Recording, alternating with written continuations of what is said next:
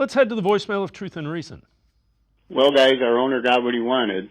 All they do is talk about Sanders. All that does is deflect how bad his team really is. We didn't address the offensive line. That's a shambles. We didn't address the wide receivers. We didn't address the safeties.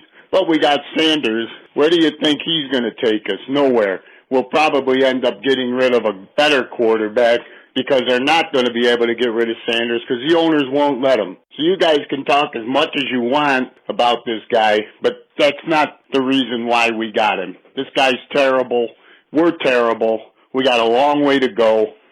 Thank for the owner. We're going nowhere, guys. Take care. Sunshine and Roses portion of our show.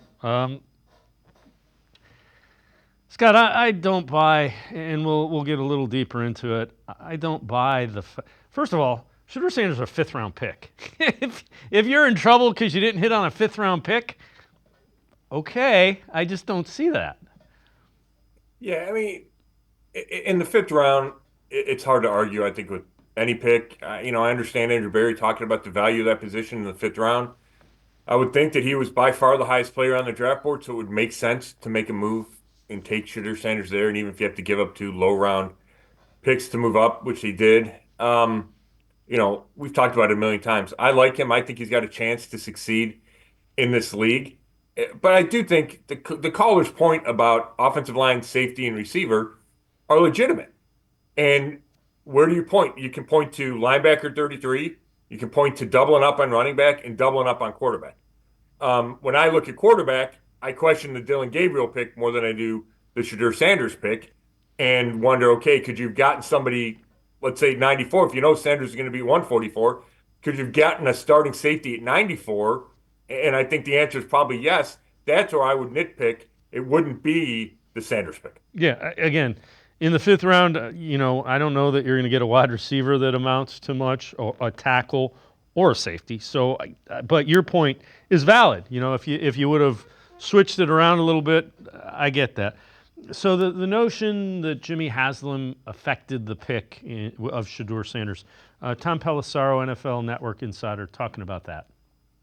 In real time, as I was talking to people after the Shedeur Sanders pick, it was made abundantly clear to me, Rich, this was not Jimmy Haslam pushing for this pick. This was Andrew Berry doing what a lot of GMs do as you get further in the draft. It's that one name that you've got the higher grade on, and he's still on the board. And eventually you're just like, well, we don't have a need at the position. Certainly the Browns have a broader macro need at the position, but we already drafted a guy, we signed a guy, we traded for Kenny Pickett. Why would we do this? But if you've got, and I don't know their exact grade on him, they obviously didn't have a high enough grade on him to take him over Dylan Gabriel, who they got in the third, or over those other 6 picks. But it's fair to say they had a high enough grade that why would you not take another bite at the apple?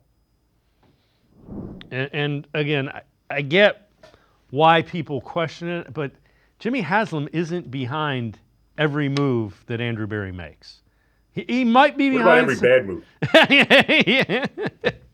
Hey, if you're Andrew Berry, you got to love that. But I mean, with the Sanders or the Sanders pick, I don't think he was involved in. I don't think he gets involved in that level of it.